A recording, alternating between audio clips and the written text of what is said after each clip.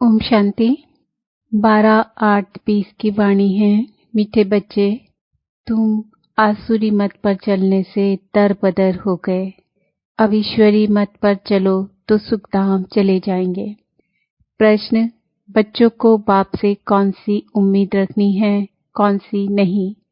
उत्तर: बाप से यही उम्मीद रखनी है कि हम बाप द्वारा पवित्र बन अपने घर और राजधानी में जाएं। बाबा कहते हैं, बच्चे, मेरे में यह उम्मीद नहीं रखो कि फलाना बीमार है, आशीर्वाद मिले। यहाँ कृपा या आशीर्वाद की बात ही नहीं है। मैं तो आया हूँ तुम बच्चों को पतित से पावन बनाने। अब मैं तुमको ऐसे कर्म सिखलाता हूँ जो विकर्म ना बने। गीत: आज नहीं तो कल बिखरेंगे यह बादल। ओम शांति। रूहानी बच्चों ने गीत सुना।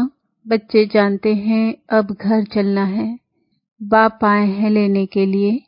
यह याद भी तब रहेगी जब आत्माभिमानी होंगे। देह अभिमान में होंगे तो याद भी नहीं रहेगी। बच्चे जानते हैं बाबा मुसाफिर होकर आया है। तुम भी मुसाफिर होकर आए थे। अब अपने घर को भूल गए हो। फिर बाप ने घर याद दिलाया है और रोज रोज समझाते हैं। जब तक सतो प्रधान नहीं बने हो तो चल नहीं सकेंगे। बच्चे समझते हैं बाबा तो ठीक कहते हैं। बाप भी बच्चों को जो श्रीमत देते हैं तो सपूत बच्चे उस पर चल पड़ते हैं। इस समय और तो कोई ऐसा बाप नहीं जो अच्छी मत देवे, इसलिए दरबदर हो पड़े हैं। श्रीमत देने वाला एक ही बाप है। उस मत पर भी कोई बच्चे नहीं चलते। वंडर है। लौकिक पाप की मत पर चल पड़ते हैं, वह है आसुरी मत। यह भी है तो ड्रामा, परंतु बच्चों को समझाते हैं तुमने आसुरी मत पर चल इस गति को पा लिया है। अब ईश्वरी मत पर चलने से तुम सुखधाम में चले जाएंगे। वह है बेहद का वर्षा।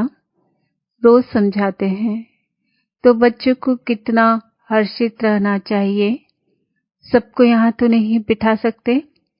घर में रहकर भी याद करना है। अभी पाठ पूरा होने का है, अब वापस घर चलना है। मनुष्य कितना भूले हुए हैं। कहा जाता है ना, यह तो अपना घर काट ही भूल गए हैं।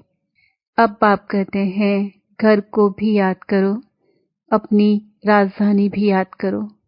अभी पाठ पूरा होने का है, अब वापस घर चलना है। क्या तुम भूल गए हो? तुम बच्चे कह सकते हो, पापा ड्रामा अनुसार हमारा पाठ ही ऐसा है जो हम घर बार को भूल एकदम भटक रहे हैं।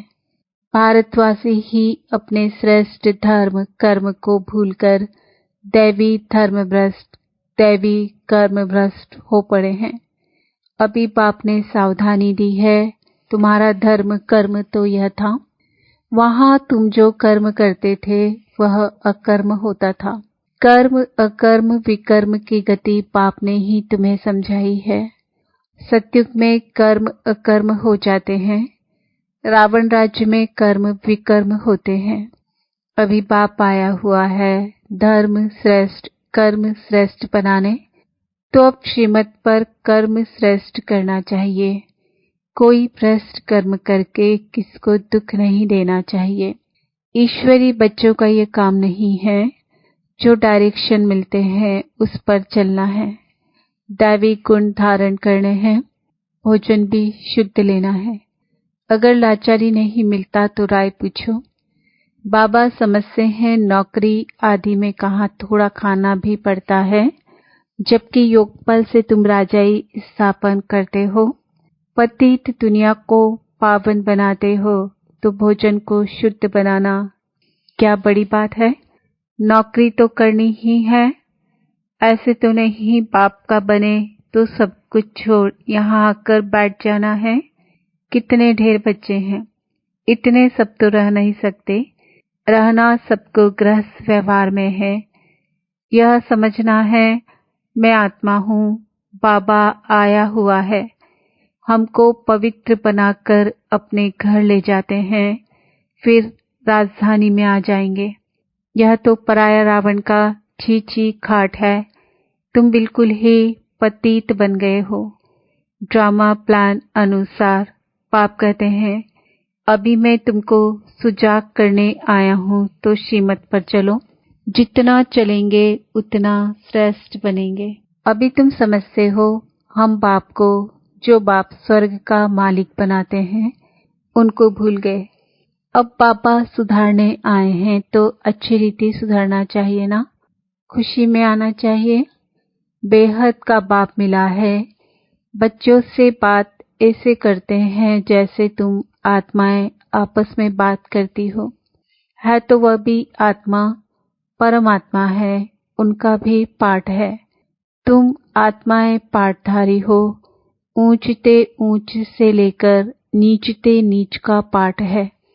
भक्ति मार्ग में मनुष्य कहते हैं, ईश्वर ही सब कुछ करते हैं।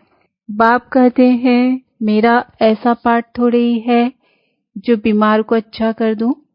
हमारा पाठ है रास्ता बताना कि तुम पवित्र कैसे बनो। पवित्र बनने से ही तुम घर में भी जा सकेंगे, राजधानी में भी जा सकेंगे। और कोई उम्मीद मत रखो, फलाना बीमार है, आशीर्वाद मिले। नहीं, आशीर्वाद कृपा आदि की बात मेरे पास कुछ भी नहीं। उसके लिए साधु संतों आदि के पास जाओ। तुम हमको बुलाते ही हो कि है पतित पावन, आओ, आकर हमको पावन बनाओ, पावन दुनिया में ले चलो। तो बाप पूछते हैं, मैं तुमको विषय सागर से निकाल पार ले जाता हूँ, फिर तुम विषय सागर में क्यों फंस जाते हो? भक्ति मार्ग में तुम्हारा यह हाल हुआ है। ज्ञान भक्ति तुम्हारे लिए है। सन्यासी लोग भी कहते हैं ज्ञान भक्ति और वैराग्य, परंतु उनका अर्थ वह नहीं समझते। अब तुम्हारी बुद्धि में है ज्ञान भक्ति, बाद में वैराग्य। तो बेहद का वैराग्य सिखलाने वाला चाहिए। बाप ने समझाया था, यह कब्रिस्तान है, इनके बाद परिस्तान बनना है। वहाँ हर कर्म अकर्म होता है। अभी बाबा तुमको ऐसे कर्म सिखलाते हैं जो कोई भी विकर्म ना बने, किसी को भी दुख ना दो, पतित का अन्न मत खाओ, विकार में मत जाओ। अबलाओं पर अत्याचार ही इस पर होते हैं। देखते रहते हो माया के विघ्न कैसे पड़ते हैं। यह है सब गुप्त। कहते हैं देवताओं और असुरों की युद्ध लगी। फिर कहते हैं पांडव और कौरवों की युद्ध लगी। अब लड़ाई तो एक ही है। बाप समझाते हैं, मैं तुमको राजयोग सिखला रहा हूँ भविष्य 21 जन्मों के लिए। यह मृत्युलोक है। मनुष्य सत्यनारायण की कथा सुनते आए हैं, फायदा कुछ नहीं। अभी तुम सच्ची गीता सुनाते हो, रामायण भी तुम सच्ची सुनाते हो। एक राम सीता की बात नहीं थी। इस समय तो सारी दुनिया लंका है, चारों ओर पानी है ना। यह है बेहद की लंका जिसमें रावण का राज्य है। एक बाप है ब्राइड ग्रूम, बाकी सब है ब्राइड। तुमको अब रावण राज्य से बाप छुड़ाते हैं। यह है शोक वाटिका। सत्युग को कहा जाता है अशोक वाटिका। वहाँ कोई शोक होता नहीं। इस समय तो शोक ही शोक है, अशोक एक भी नहीं रहता। नाम तो रख देते हैं अशोका होटल। बाप कहते हैं सारी दुनिया इस समय बेहद की होटल ही समझो। शोक की होटल है। खान पान मनुष्यों का जानवरों मिसल है। तुमको देखो बाप कहाँ ले जाते हैं। सच्ची सच्ची अशोक वाटिका है सत्युग में। हद और बेहद का कॉन्ट्रास्ट पाप ही बतलाते हैं। तुम बच्चों को बहुत खुशी रहनी चाहिए। जानते हो बाबा हमको पढ़ाते हैं, हमारा भी वही धंधा है, सबको रास्ता बताना, अंधों की लाठी बनना। चित्र भी तुम्हारे पास है, जैसे स्कूल में चित्रों पर समझाते हैं। यह फलाना देश है, तुम तो फिर समझाते हो तुम आत्मा हो, शरीर नहीं हो। आत्माएं भाई भाई है, कितनी सहज बात सुनाते हो। कहते भी हैं हम सब भाई भाई हैं। बाप कहते हैं तुम सभी आत्माएं भाई भाई हो ना। गॉड फादर कहते हो ना। तो कभी भी आपस में लड़ना झगड़ना नहीं चाहिए। शरीरधारी बनते हैं तो फिर भाई बहन हो जाते। हम शिव बाबा के बच्चे सब भाई भाई हैं। प्रजापिता ब्रह्मा के बच्चे भाई बहन हैं। हमको वर्षा दादे से लेना है, इसलिए दादे को ही याद करते हैं। ब्रह्मा को भी हमने अपना बनाया है अथवा इनमें प्रवेश किया है। इन सब बातों को तुम अभी समझते हो। बाप कहते हैं बच्चे, अब नया दैवी प्रवृत्ति मार्ग स्थापन हो रहा है। तुम सभी बीके शिव बाबा की मत पर चलते हो। ब्रह्मा भी उनकी मत पर चलते हैं। बाप कहते हैं अपने को आत्मा समझ बाप को याद करो और सर्व संबंधों को हल्का करते जाओ। 8 घंटा याद रखनी है, बाकी 16 घंटे में आराम व धंधा आदि जो करना है सो करो। मैं बाप का बच्चा हूँ या नहीं भूलो। ऐसे भी नहीं यहाँ आकर हॉस्टल में रहना है, नहीं गृहस्थ व्यवहार में बाल बच्चों के साथ रहना है। बाबा पास आते ही हैं रिफ्रेश होने। मथुरा वृंदावन में जाते हैं मधुबन का दीदार करने। छोटा मॉडल रूप में बना रखा है। अब तो यह बेहद की बात समझने की है। शिव बाबा ब्रह्मा द्वारा नई सृष्टि रच रहे हैं। हम प्रजापिता ब्रह्मा की संतान भी के हैं। विकार की बात हो ना सके। सन्यासियों के शिष्य बनते हैं। अगर वह सन्यासी कपड़ा पहन लेवे तो नाम बदली हो जाता है। यहाँ भी तुम बाबा के बन गए तो नाम रखे ना बाबा ने। कितने भट्टी में रहे थे, इस भट्टी का किसको पता नहीं। शास्त्रों में तो क्या क्या बातें लिखी है, फिर भी ऐसा ही होगा। अब तुम्हारी बुद्धि में सृष्टि का चक्र फिरता है। बाप भी स्वदर्शन चक्रधारी है ना। सृष्टि के आदि मध्य अंत को जानता है। बाबा को तो शरीर भी नहीं, तुमको तो स्थूल शरीर है। वह है परम आत्मा। आत्मा ही स्वदर्शन चक्रधारी है ना। अब आत्मा को अलंकार कैसे दिए जाएं, समझ की बात है ना। यह कितनी महीन बातें हैं।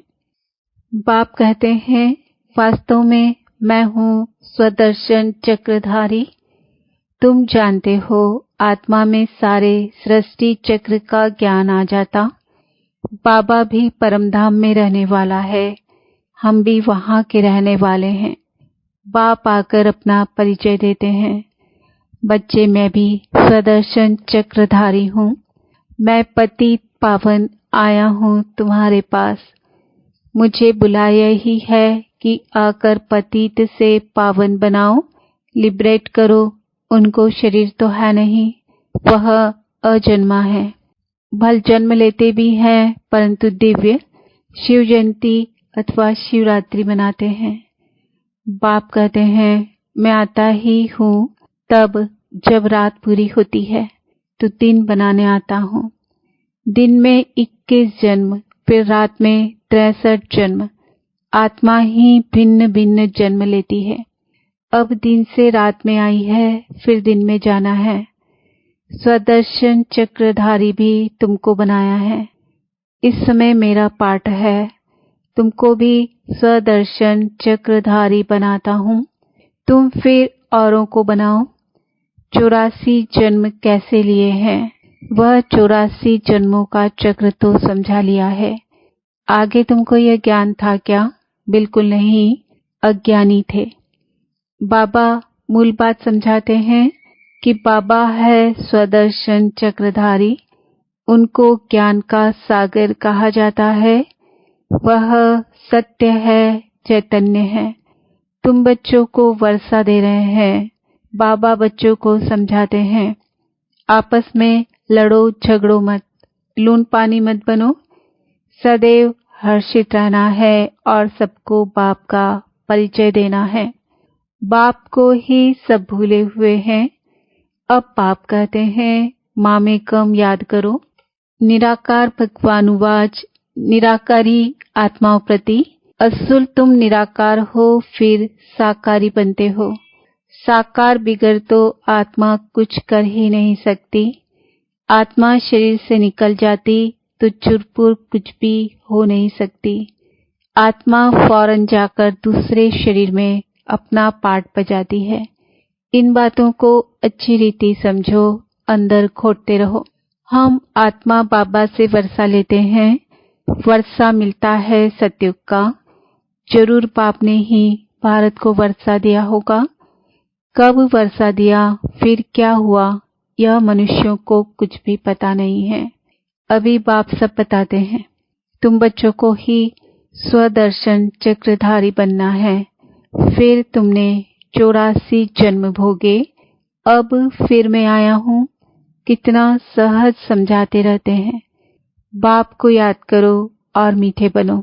एम ऑब्जेक्ट सामने खड़ी है। बाप वकीलों का वकील है। सब झगड़ों से छुड़ा देते हैं। तुम बच्चों को आंतरिक खुशी बहुत होनी चाहिए।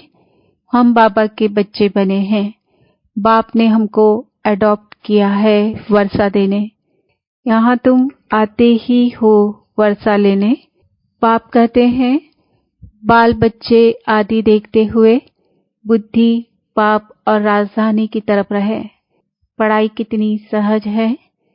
बाप जो तुमको विश्व का मालिक बनाते हैं उनको तुम भूल जाते हो।